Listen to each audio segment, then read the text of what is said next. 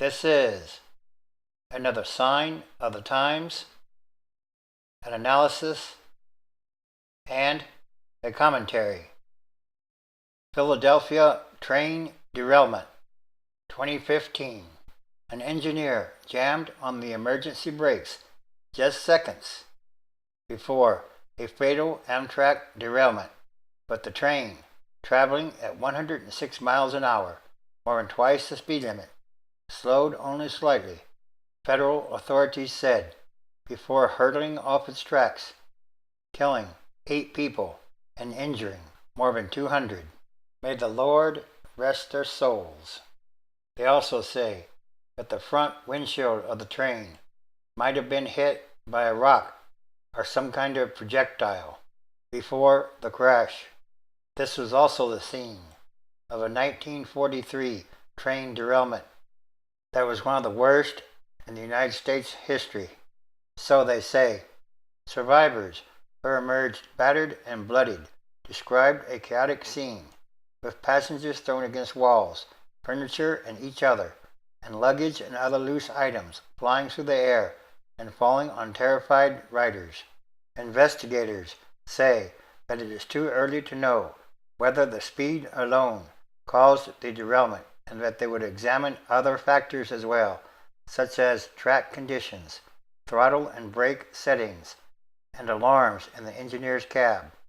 They were also studying video from a forward-facing camera mounted on the locomotive, and they plan to interview the engineer in coming days.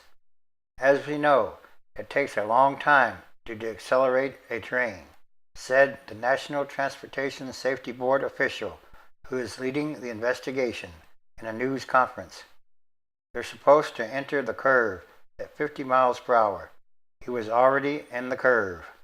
The crash occurred on a stretch of the Northeast Corridor, the Washington, D.C. to Boston business and commuter route that did not have a functioning signal system known as positive train control, which can dictate speeds and slow trains around curves. In Philadelphia, the investigator said positive train control could have prevented the crash. Meanwhile, the bodies had not yet been fully recovered from the Amtrak derailment in Philadelphia before Capitol Hill erupted hours later into its usual partisan clash over how much money to spend on the long-struggling National Rail Service. As investigators picked for the rubble, Democratic lawmakers in Washington angrily demanded an increase in Amtrak funding, calling the accident a result of congressional failure to support the rail system. Republicans refused, defeating the request in a committee hearing and accusing Democrats of using a tragedy for political reasons. The scene was a replay of the swirling politics that have threatened to consume Amtrak in the 4 decades since it was nationalized by the United States government. Like the rest of the country's crumbling public infrastructure, its aging rail beds and decades-old trains are sagging under increased use, especially in the Northeast, where nearly 3/4 of all travel takes place on the trains, not on planes. And the immediate political rancor foreshadowed another fight to come soon, whether Congress will delay a mandate to install equipment that would have automatically reduced the speed of Northeast Regional Train number 188. The deadline for installing the system, called Positive Train Control, is the end of 2015, but Congress is considering extending the deadline to 2020 at the urging of freight and passenger rail systems that say the costs could rise to $10 billion. In other words, what are human lives worth? The train, Northeast Regional Train 188, from Washington to New York, was carrying 238 passengers and a 5-member crew when it jumped the tracks shortly before 9:30 p.m. Tuesday, while coming up on a sharp left turn at a spot not far from the site of a 1943 derailment that killed 79 people. The speed limit on that curve in the Port Richmond section of the city is 50 miles per hour, authorities said. The crash shut down train service between New York and Philadelphia, creating chaos for business travelers and commuters, and immediately set off a debate in Washington about the nation's rail infrastructure.